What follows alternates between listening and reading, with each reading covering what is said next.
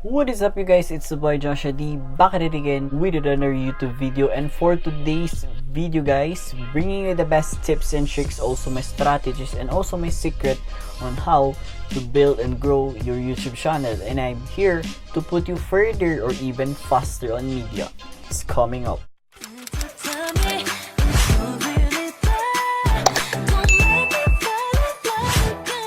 If you are new here to my channel, consider subscribing.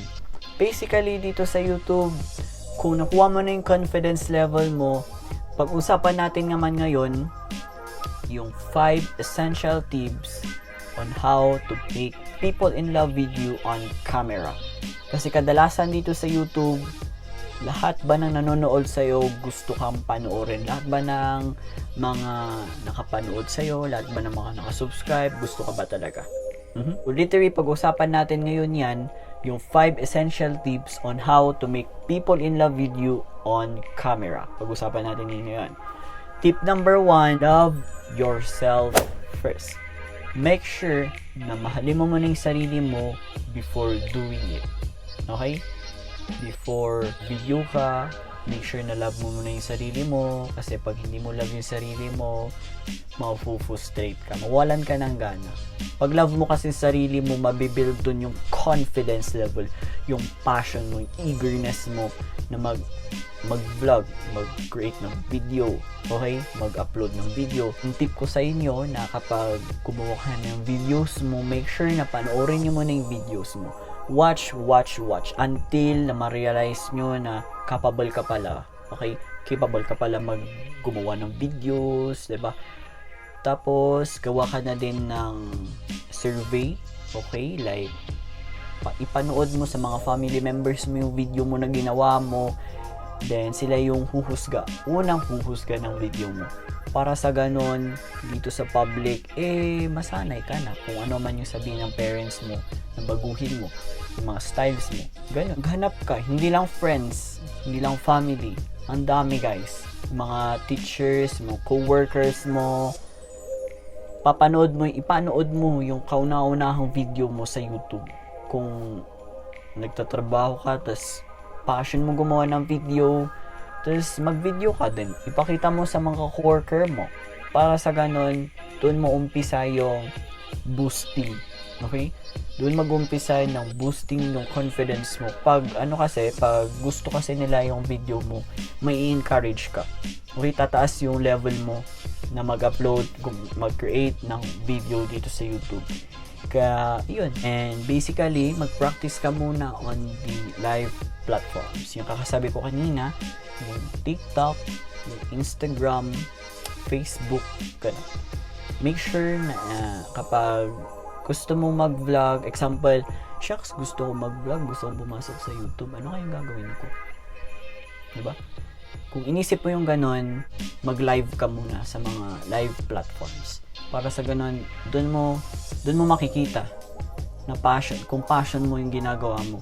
Kung trip mo lang, kasi meron iba, trip lang hindi nila fino-focus Pag trip lang kasi, mawalan ka ng gana. Hindi sa lahat ng bagay guys, puro trip lang, puro joke lang, puro biro.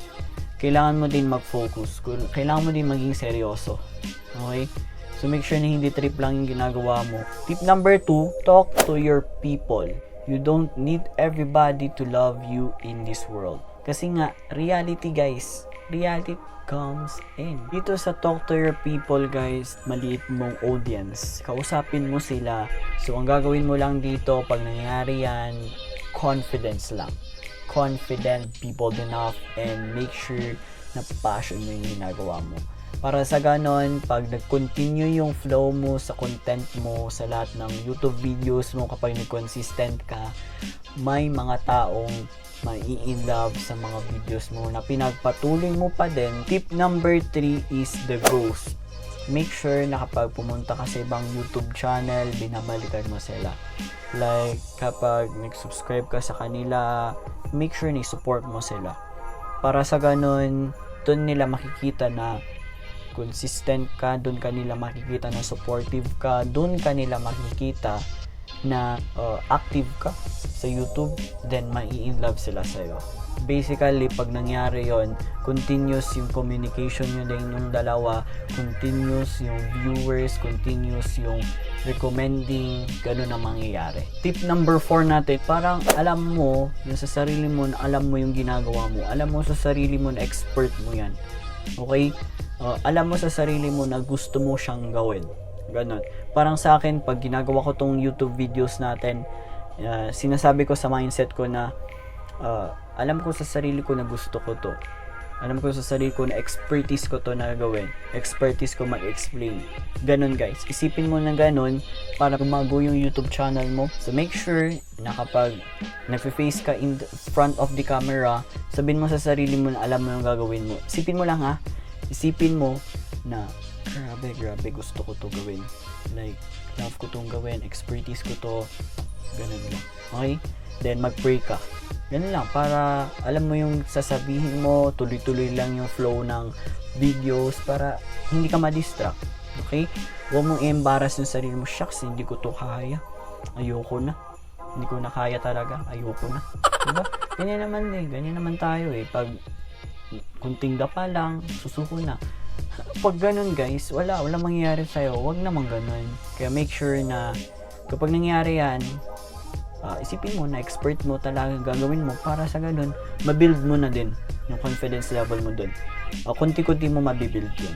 Okay? So thank you very much for watching this video, and don't forget to click the subscribe button and sa katabi niya yung bell to be updated whenever I upload a video every weekends. And for more videos, just click over here, the I button dyan sa taas nga, para makita mo pa yung mga iba kong YouTube videos. Why not check it out? So thank you very much for watching. Spread love and not hate. And always remember mga ka-Joshianatics, encourage one another and build each other up. See you guys on my next vlog. Bye-bye.